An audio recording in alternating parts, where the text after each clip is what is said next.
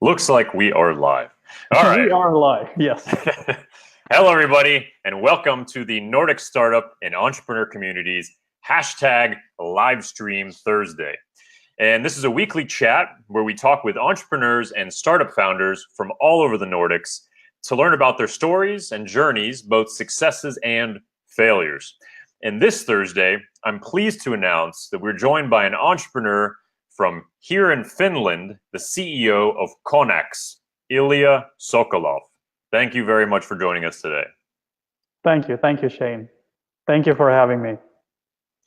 Cool. And if you're watching live, we want you to comment below, IoT is the future, so that we know you're here. Or, whatever questions or whatever you want to comment.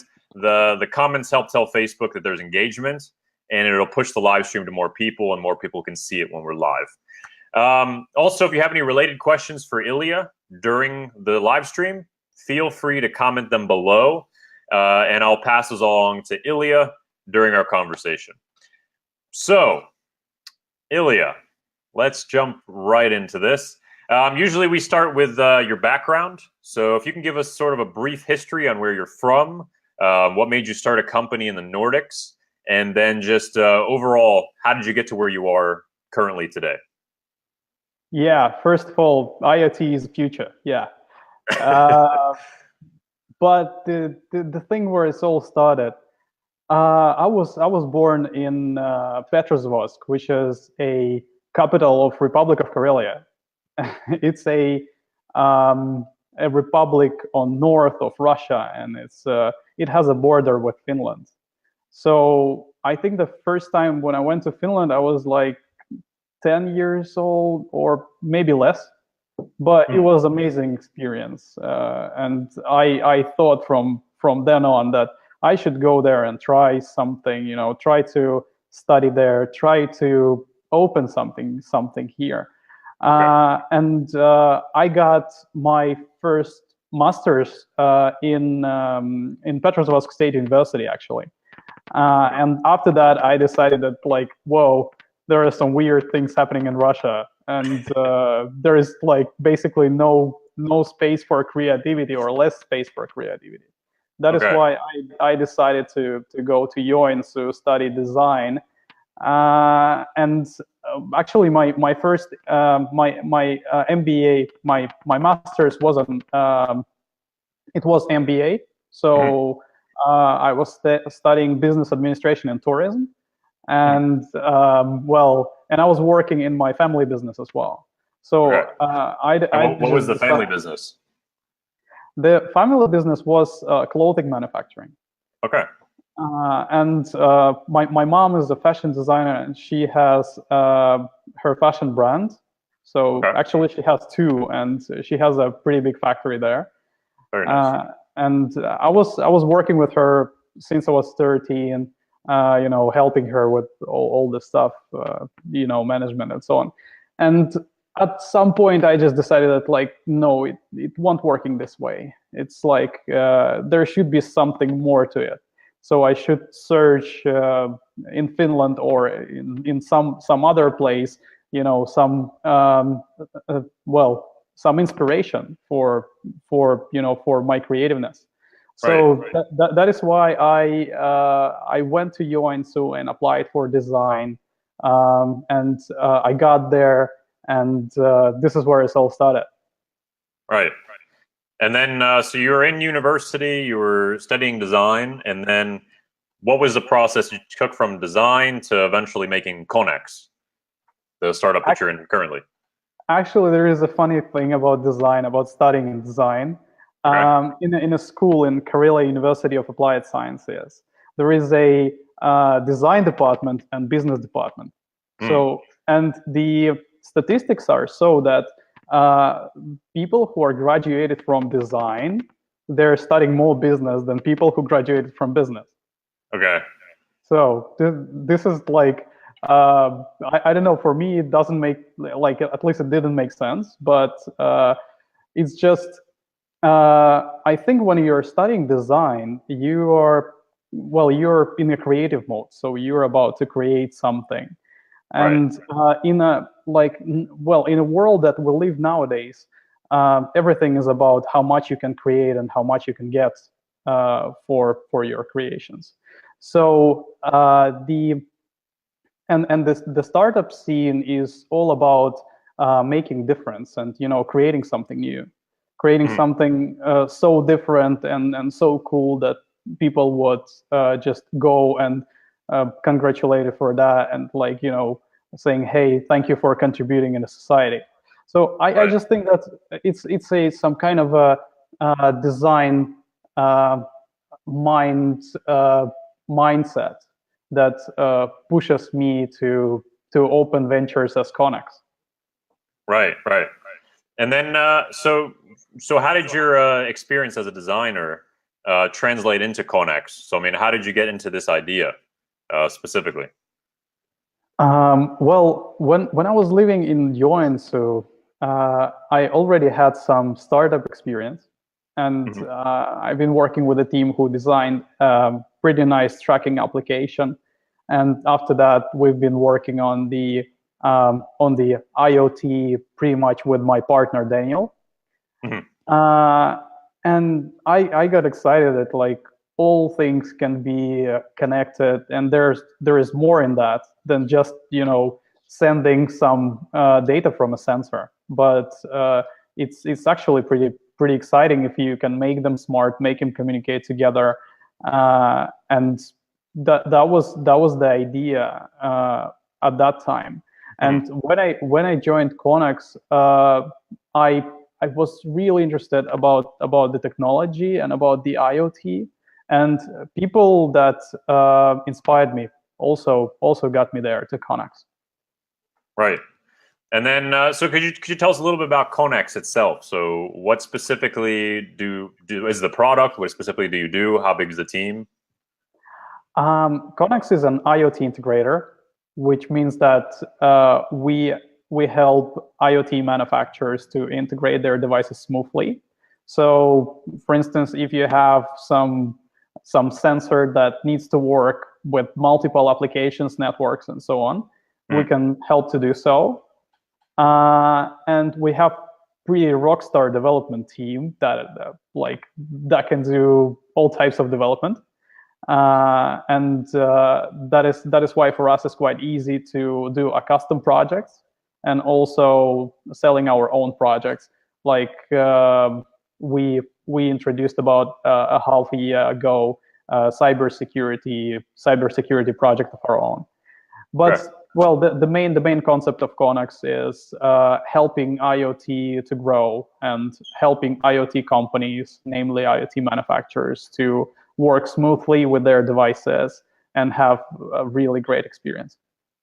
Gotcha. And then the team itself, how big is it, and how did you get that team together? What was the way that you recruited, or did the team just already know everybody together? I mean, how did that work? Well, getting the team together, it was pretty hard because if it's easy to get the core together because people are well motivated to work for their own venture, then getting the employees and getting advisors on board was really complicated. So our initial core is 3 people. So me, myself, then it's Dmitry, our CTO, and Vitaly, CRO, Chief Research Officer. So and the problem here is that it's for us it's quite obvious what we do. So for me, Dmitry and Vitaly, but for other people, it's when you come to the advisor and say, hey, you're a great guy, you've been working for 10 years in Nokia, then for 10 years in Semtech, can you please advise us? He's telling us what? Well, I should there should be something more in that. So that is why we spent about a year to build a team together as it's now, and it's quite small at the moment. It's 10 people, but we are hope to recruit more developers and people in the nearest future. Very cool. And then, so how did the funding go with the company in the beginning? Did you have your own funding out of pocket? Did you get funding from a VC, an angel, university, or something like that, or how did that all work out? Yeah, the funding is really interesting. I mean, like the way how it works and the way how overall funding scene looks like. Hmm. So prior to telling the our first round, I should say that the step from 0 to 1 is less complicated than the step from 1 to 2. So like meaning that raising pre-seed is not really that hard, but Hmm. when you actually go and raise seed, then it's becoming more difficult, and then it's becoming more difficult towards Series A. And then what about the pre-seed you were saying? So it was quite easy for Yeah. you guys. How did you do that? Because there's a lot of people who are in that phase right now in our community. So it'd be interesting to hear a little bit more about that aspect. We received the pre-seed from the angel investors, and it's actually much easier to get pre-seed investments from angels. And this is where you should look where you should look deep into. So there are a lot of angels. They are super interesting people. I mean, just go and search for them. And in Nordics, there are a huge amount of people who made their money in a previous century, let's say, and who are investing in some new exciting technologies.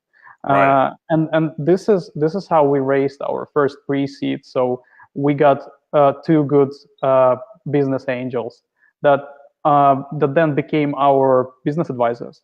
So Right. it's a really good way to go, because you are becoming something more than company. You are becoming a family. So it's like more of a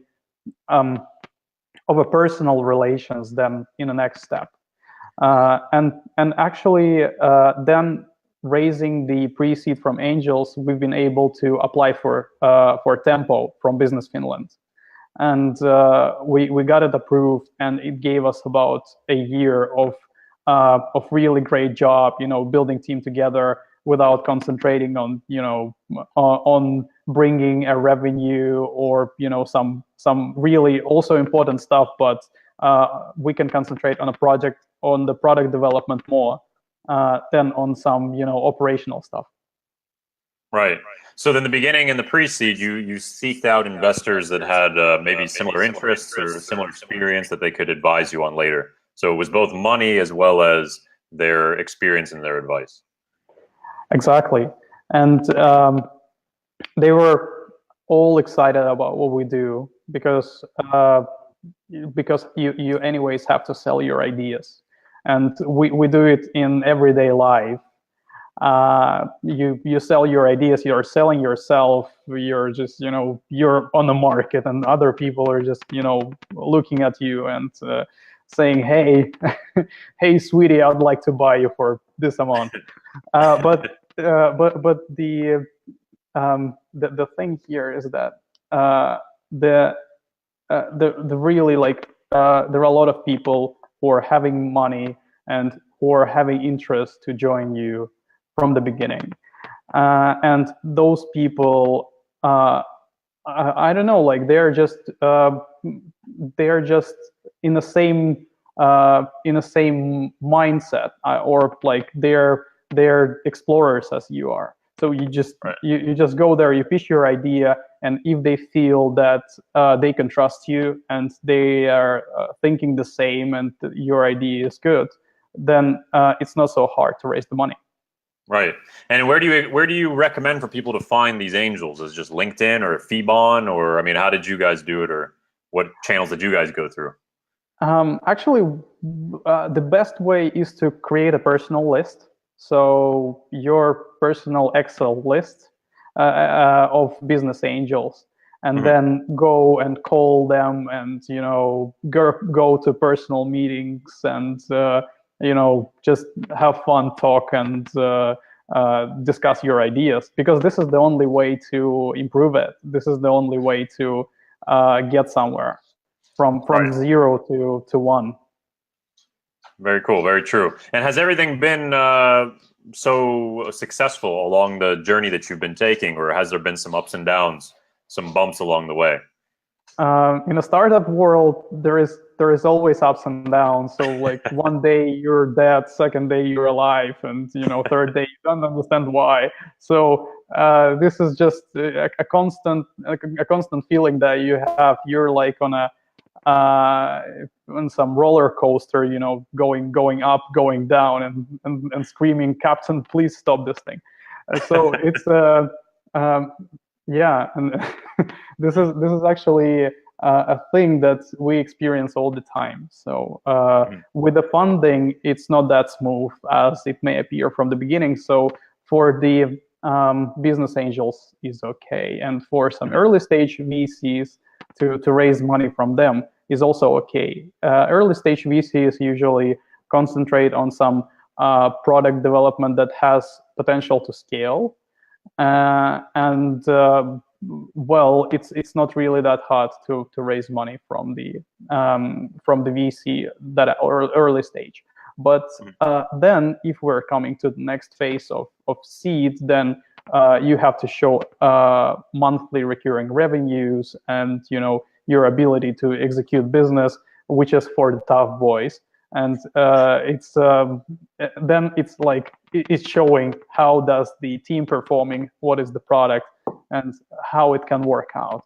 So that is why I should say that it's easier in the beginning than in the future. So you can work without problem for 1 or 2 years, but then eventually problems are coming, because every startup is like a baby. It's constantly eating resources and shitting itself. And you have to take a good care of that, and only then you just you can relax. I mean, like in 4 or 5 years perspective. Right. And then I guess it takes a lot of the investment side and the funding side of things. Where do you see that the market that you guys are in, so this IoT industry, where do you see this sort of going in towards the future? What is your 10 years from now or 20 years from now? What does it look like to you? Because you're on the very edge of where that industry is going.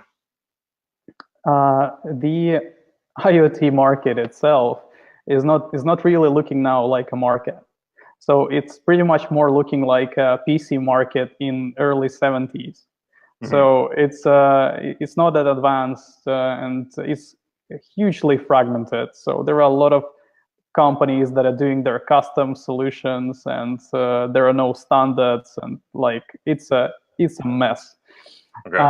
So that is why I'm seeing this market and its potential to grow only in the possibility of getting this chaos, or like getting this all developments more structured.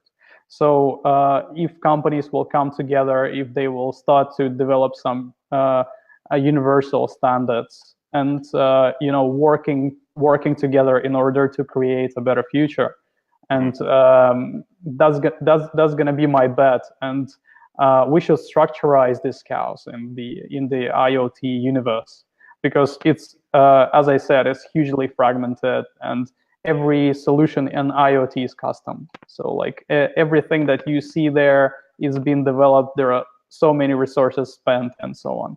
So that is why, in order of IoT is becoming a good business, we need to work together to create an open standards, and we need to structurize this chaos. That is why we are having Connax, and we are helping these companies to work together to integrate different standards, and to solve this gap between different companies, different standards, and different technologies. Right. So this is our main vision, and we are moving with that.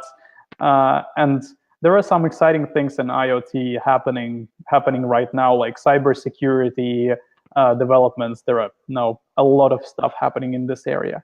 There are also really great things happening in intersection of IoT and other technologies as AR and VR.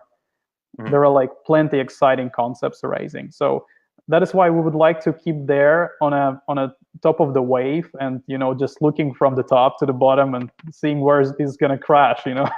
This whole wave. So like we should say that we are having this kind of a surfer's mindset. So we were just on top of the wave, and then just like, okay, where's the exit point? Here, boop, and just Right. jumping in the water. And who do you see as like the market dominator in IoT right now, as a whole? Like, who do you think is going to end up making this sort of standardized way of doing IoT stuff? The easiest thing is, of course, big guys. So I mean, like Amazon and Microsoft. So like those are the two biggest players. Also companies as Google that have recently joined the market.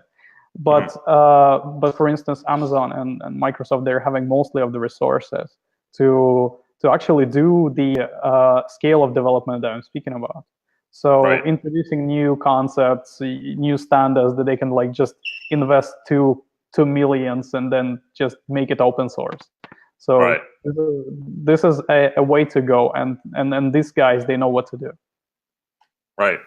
And then back to you, maybe yourself personally, like as an entrepreneur, what really inspires you and what makes you drive to keep pushing this business forward and to keep going forward with these different startups? Like you said, you were in some startups before and now you're in this one. What kind of like makes you keep chugging along and keep going forward, that you see something at the end of the tunnel? I think that there are two things. One thing is hardship. So I really like difficulties. Right. I think that's a perfect match, the startups and difficulties. So and the second one is just overall understanding that we need to implement new technologies. I'm really huge technocrat, so I like the new technologies that are developing, and I'm super excited of some new areas and new developments in, for instance, in AR, like for instance, Magically, that is just recently issued a new headset. So looking to that and understanding how we can all benefit. And I also like to read a lot of books of the futurists. So I'm like a person of the futuristic mindset. And I can recommend the books from Werner Winch, for instance. It's really top-notch author, who's writing a lot of great books. And like it's a vision that we can become like a really great civilization, and like I don't know, in 400 years from now, and it's really so great. So there are two things in me. So first, one thing is hardship, and the second thing is technology driven. Right. And so would your advice to be for somebody who's starting their journey as an entrepreneur and starting a startup, to get used to that fact that there is going to be a lot of this hardship, and they should sort of kind of get used to it and feed off of it like you have? Or what would you recommend personally for someone starting off? Love what you do. This is like only one thing that you should be in order to end up somewhere. So you should love and truly be inspired of what you do, because eventually when you run out of resources, run out of people who are working with you and so on, the only thing that you can survive with is passion towards what you do. So just not simply passion, but really love what you do. Truly be on a try to be on a top with what you do, and that is a good mixture. So be passionate and actually try to develop with your with what you do. So because like the thing is that there are many companies, there are many ventures, there are multiple things happening at the same time that we're living with, and they are all in a different state of development. And the only good thing that you should do is make sure that you're not the failure yourself. So you're not the you're not the one who is lacking behind. Just understanding and getting inspiration for for your startup, for your venture, is coming from some things like passion. Right. Yeah, because I mean, if you don't have the passion, how are you going to really push through those times where things are kind of going down and maybe it doesn't look so good, but you know that there's something in the future, so you have to have the passion to push yourself back up. Very true. And then, is there anybody around you that was sort of helping you? Was there, besides the advisors, was there family? Was there entrepreneur groups? I mean, what were some things that kind of helped you when you were starting up your company? Well, when I was starting my company, I was sleeping at my friend's couch, and I pretty much had nothing. So I just, I took my stuff. I went to Helsinki like with nothing, with zero. Right.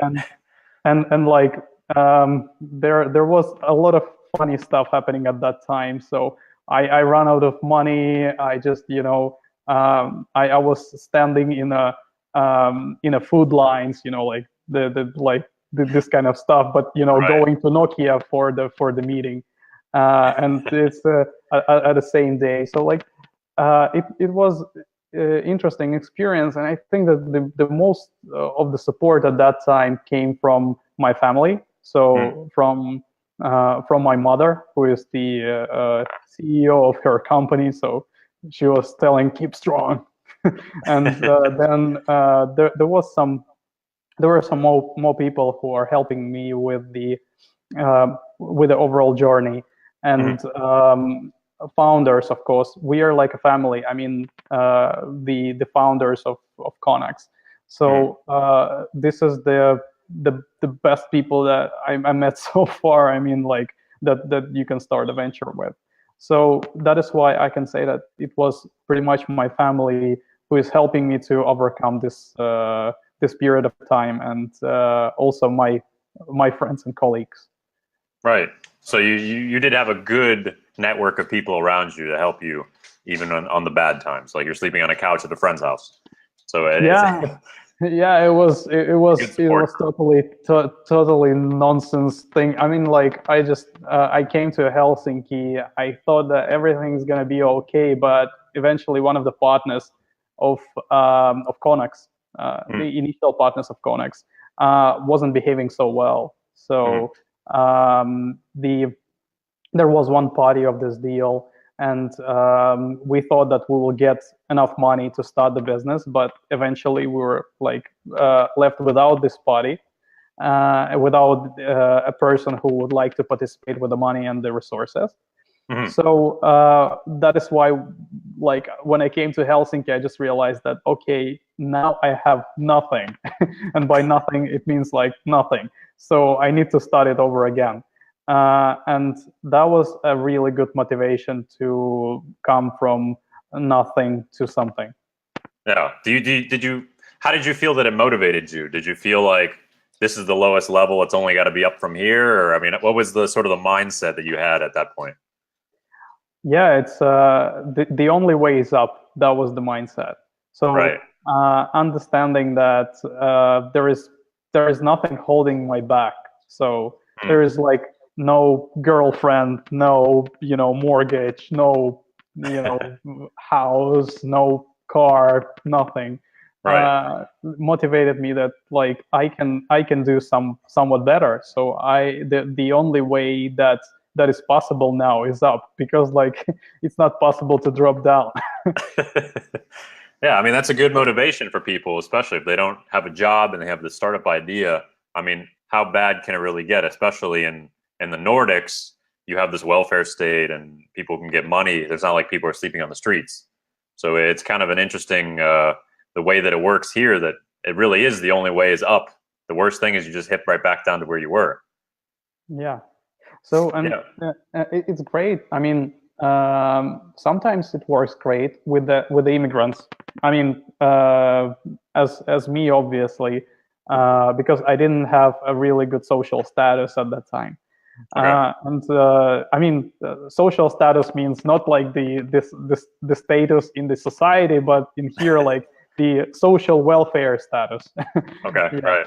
So and the um, for me it was a motivator, and I Mhm. think that for all the immigrants it's also a good motivator to go somewhere to achieve something, because the if you feel that you're climbing somewhere with insurance, then you will rely on this insurance. I mean, True. all the time. But if you feel that you're climbing somewhere without insurance, then the only thing that you can rely is yourself. So Very true. and this is the thing that immigrants are experiencing in countries like Finland. So they don't have insurance, and Right. and that's why they can build pretty much more exciting stuff. Yeah, it's kind of like you can drop really low because you don't have that insurance. So you have to try your hardest to get this thing going forward. Yeah, exactly. Yeah. So we're just about at our 30 minutes mark here. So just end it off. Do you have any advice that you'd like to give to anybody who's starting off their company, maybe in the IoT space? Is there anything that pops out in your head before we end the live stream? I think that I will end my speech by some inspirational stuff here that don't well we are all in the same boat. I mean, like we are all people. We are all the same, and that is why there is in startup world and in the world there are no bosses. There are no there are no taboos. There is nothing. There are no walls that are separating you from getting to somewhere. So the only walls that are separating you to get to somewhere is in your head. So it's Right. only because you think that, oh my God, this is like this is a star, so I can't be better. But you actually can. So this is the thing that you have to overcome in order to get somewhere and make difference. You have to work on yourself. So you have to improve yourself and then get somewhere, and just break the walls and go there. All world is waiting for you. Very good way to end the live stream. So yeah, that's all we have for everybody today. I want to thank everybody for tuning in, and thank you, Ilya, for joining us. You can join us every single Thursday where we have another live stream chat with another entrepreneur from somewhere around the Nordics or the world. So thank you again, Ilya, and thank you, the Nordic Startup Facebook group people, and have a good weekend. See you all next Thursday. Thanks, Shane. IoT is the future. IoT is the future. Okay.